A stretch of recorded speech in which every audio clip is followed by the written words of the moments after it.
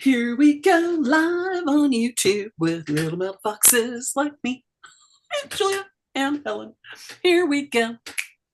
Yeah, get over here. Here we are. We are live on YouTube. Hey, everybody. How are you? Hi, Helen. Hi, Julia. Hello. Hi. Yeah, hi. Welcome to Tooltip Tuesday. We are going to talk about swabbing the deck. Using swabs in your studio. And by swabs, I mean like cartoonishly large cotton swabs. So these things are awesome. I got recently, you guys, I got this cotton swab assortment, 175 count, and it's got like 6 different sizes, ranging from tiny to cartoonishly large. So look at the difference. They're huge, right? These are so funny. And you know me, I love anything that even is one, cartoonishly large, and two, bears any resemblance to cotton candy. So, Candy floss. candy floss, exactly, yes. So what I wanted to share with you guys, and I know Julia had a couple of tips, Ellen had a couple of tips, are things that you can do with the cotton swabs in the studio.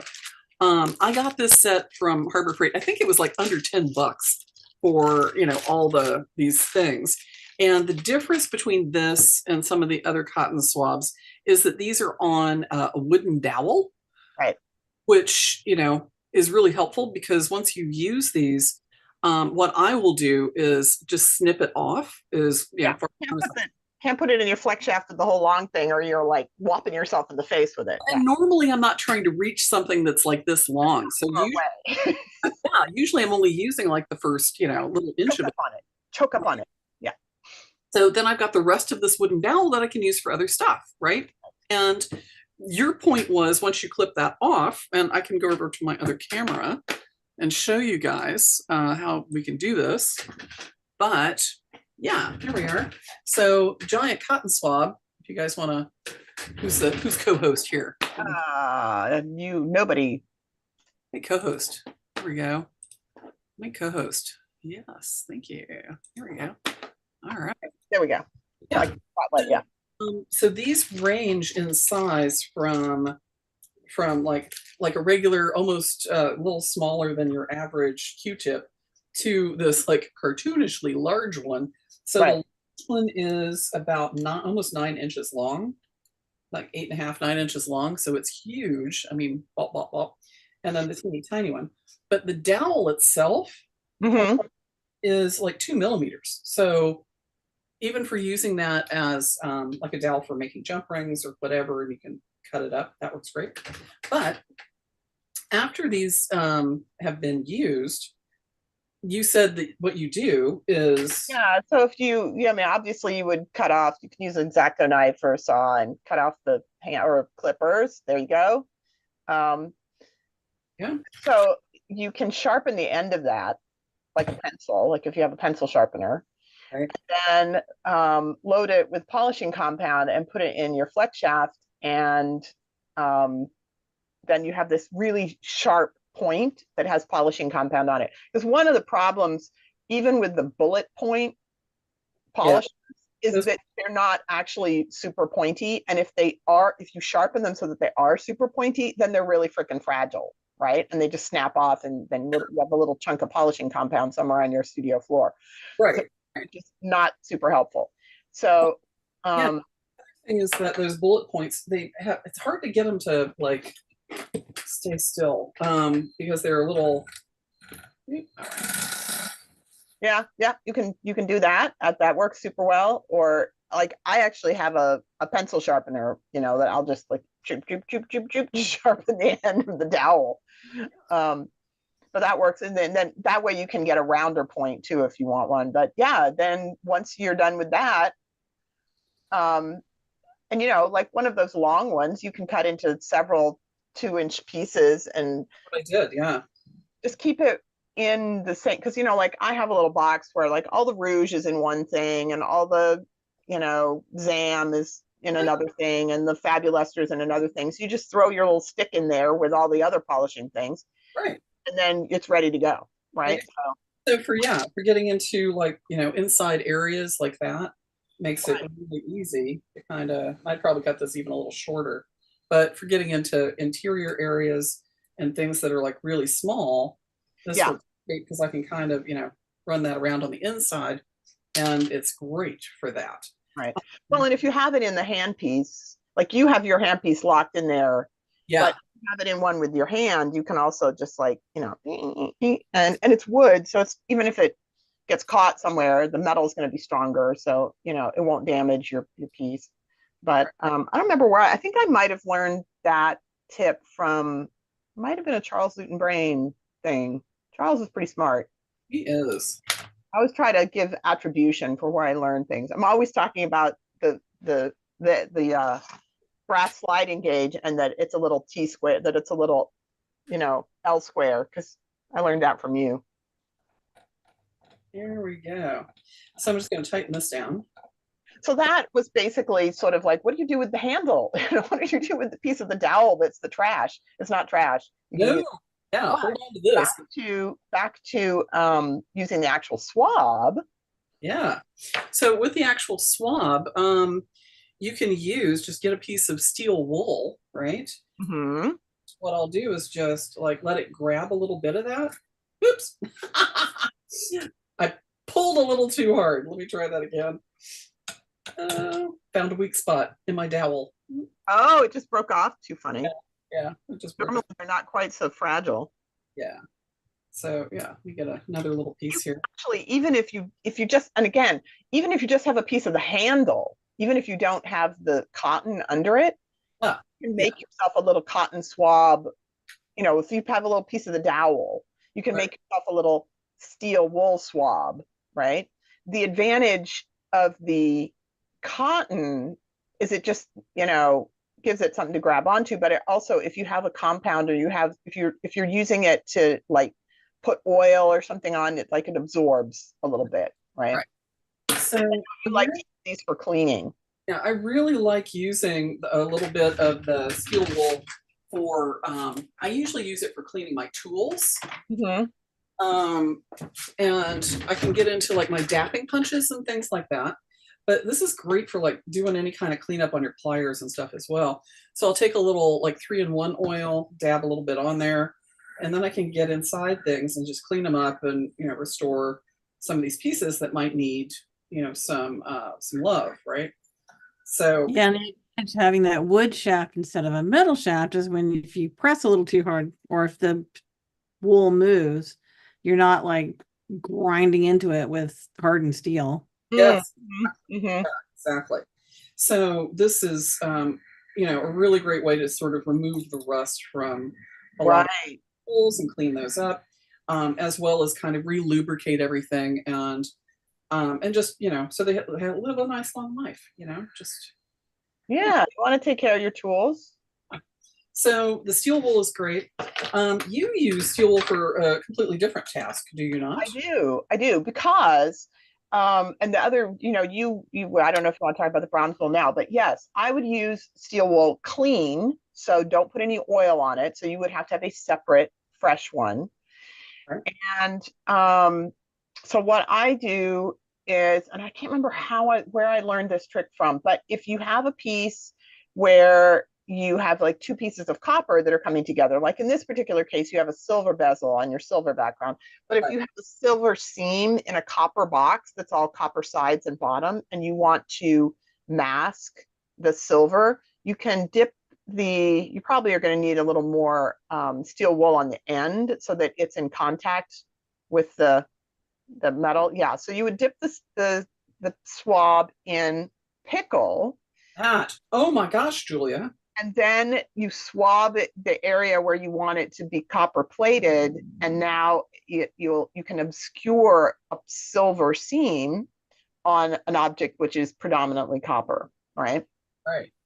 So yeah, So check it. All the solder spots are all disappearing. right, because they're all being slightly plated with copper. So, for example, if you were going to set a stone in there that had, maybe you wanted the back of it to be silver colored because you have a rutile or something that's partially clear, And so you don't want to be able to see those little solder. And if you dip them with the copper, you won't see them, right? Or like I said, if you were wanting to plate the seam on a box, or a bracelet, you made a copper bangle and you had to solder it with silver, it will wear off because it's a very thin coat. So if you want it to be really more persistent, you have to do it a bit. You have to like do several coats, and it will eventually kind of disappear, but it'll wear away. But it does work.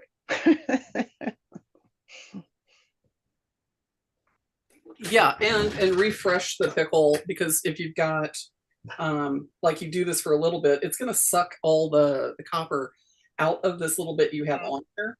So Right. dipping It actually causes the copper to plate onto the steel wool as well, right? You can see the wool is getting a bit reddish in color. And so, yeah, you have to kind of keep dipping it into the pickle. Right. To And you want like really saturated pickle for this too. Yeah. Super blue, peeps. That works really well. Save that old pickle. But Look yeah, look how red that is. Yeah, it's amazing. Did a great job. So it's like cleaning the oxides off and plating it in copper. But you can see even the I don't know if you can. I can see it, but it's hard to see on camera, I think. No, we can see it. We can actually see that bright bezel just has this kind of rosy color to it. It's still clearly silver, but certainly the inside is no longer as bright as it was. So do something with that, and you want to really kind of get a particular area that works really well. The other thing that is kind of nice about that is that you can use that with that same sort of process with patinas. So if you're like, I want to get like a really specific area with a patina and not another area, instead of dipping this into the pickle and doing pickle plating, which can cause all kinds of fun things to happen to your pickle. So using that outside of it works great. But if you're trying to patina like a specific area, like actually Helen did that for our Little Metal Foxes logo, because she cut that beautiful little fox out of a piece of copper and then she patinaed just the legs. And I'm betting you probably used a Q-tip, use a cotton swab for that. So actually I used a brush. Same idea. Yes, but the idea is the same. It's localized application of the patina. Instead of dipping, you are, drawing it on. Yeah. Also, like with a lot of my stuff, because I have so many like organic things in with gorgeous, Jennifer. I love the purples and creamy colors in there. Are those the ones you made in your class this past weekend? Yes, with the Fancy and Fragile. Yeah. So with this, I don't want to dip this into a cleaner or drop this into a chemical, because with pearls and with coral, right, mother of pearl, things like that are more porous. Really don't want to get any cleaner like saturated on this. Yeah. But I can look how much stuff is just coming off, just wiping it with my Q-tip. So it gives me a little more like cleaning power to be able to rub with that. It's gentle. It's super gentle. Yeah. And I don't want to get, don't want to lift patinas off some areas, but I do want to lift it off, the surface. You can be more intentional and judicious about where, shine up a bezel, but then not shine up the back, for example. Right. Exactly. So, but the Q-tip gives me a little more, abrasiveness with that. And then I can rinse this off and I don't have to worry about this chemical, eating up or matting my, or etching my other more organic parts. So right. Rinse that off and neutralize it. And it's good to go. So yeah, voila, nice clean piece. That's great. Yeah. So yeah, bronze wool. Let's talk about the bronze wool for a second. So we're really lucky that Seattle is a maritime area, right? So if you live in a maritime area anywhere near water and there are boats, then the bronze wool is an important part of finishing bright work and woodwork on boats, because if you're if you're sanding and varnishing something, you don't want to have anything steel anywhere near the water and the boat because you'll get little flecks of rust in your finish. Right. So this is why bronze wool is more readily available out here. But you can get it online as well, and you can get it in several different grades. What coarseness is that? I have a fine and a medium grade for this. I And find the coarse one is like too coarse, though. Maybe if I put a big clump of it in my flex shaft and used it like a brass wheel, like to put a texture, it might be okay. But it's a little too coarse for most things. well, and the brass also, if you're doing a little burnishing with it, is gonna burnish the surface and not remove a lot or scratch it as much. Steel is, slightly harder, so that, potentially can, cause some damage.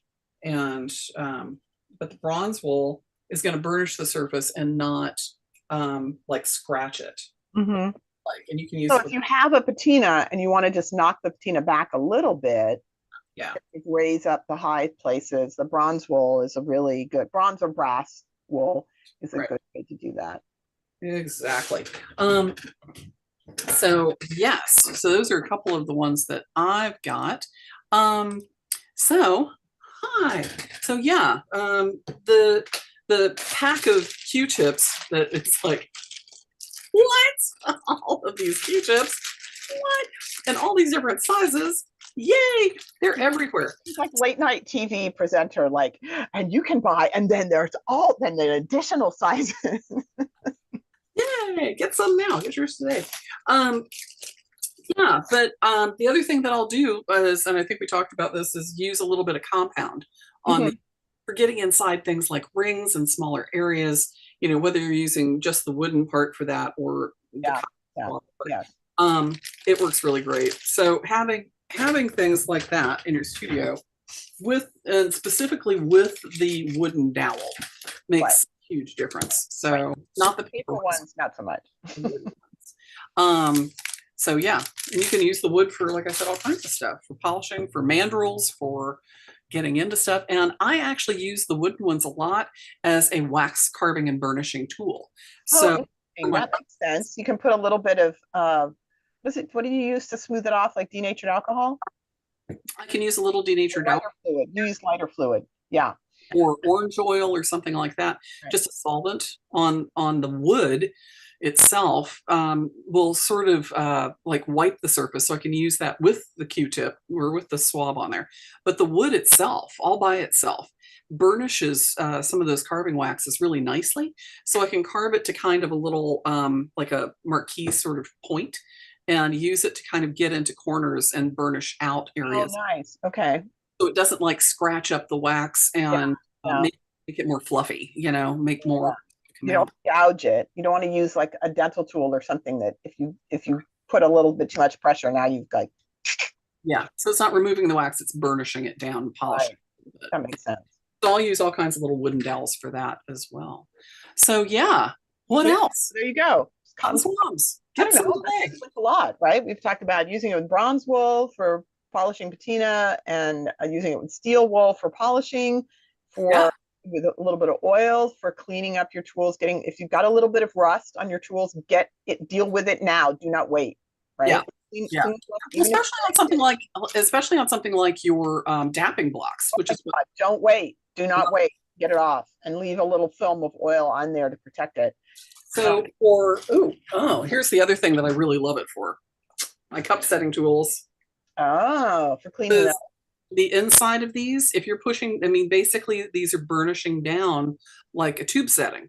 And if rusty on the inside, so if you've got some, if they're not polished, they're not burnishing. Right. So they're scratching your surface. Right. So usually get in there with a little bit of the cotton swab, because I can get some pressure on there, and a little bit of my oil and either steel wool or bronze wool in there, and I can polish up the inside of these things really nicely and get a much cleaner surface. And actually even just polishing those up if I need to. Polishing them with compound, yeah, exactly. Use some happy luster on that, get a really nice high shine. Yeah. Just make sure those guys are cleaned up and lubricated. Will help last a long time. So good. Yeah. So look, there's all the different things you can use the cotton swabs for. Don't put them in your ears, people. Yeah, Don't put them in your ears. Use them for cleaning your tools and polishing your jewelry. yeah. Do we have any questions in the chat? Nope. Okay. Well, if you We've answered them all. All questions answered.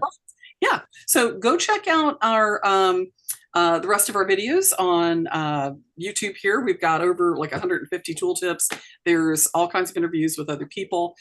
We try and do one every Tuesday. So if you want to check those out, it's free, great free content for you all to learn about making jewelry. So please, yeah, like, subscribe, and follow us so that you can hear more. And make sure you check out our website to see what classes are coming up. Right. We've got lots of good stuff. There you go. So thanks, everybody. We'll see you next week. And we've got coming up our tour of the Lindstrom plant coming up in April. So we're going to be going to San Sebastian, Spain, and checking out all the stuff that Lindstrom's doing and their tool making process. So make sure you subscribe and ring the bell so you know when we're posting stuff from the UK and from Spain and learning more about the tools. So yeah, we'll talk later. Have a great week. Thanks, everybody. Bye.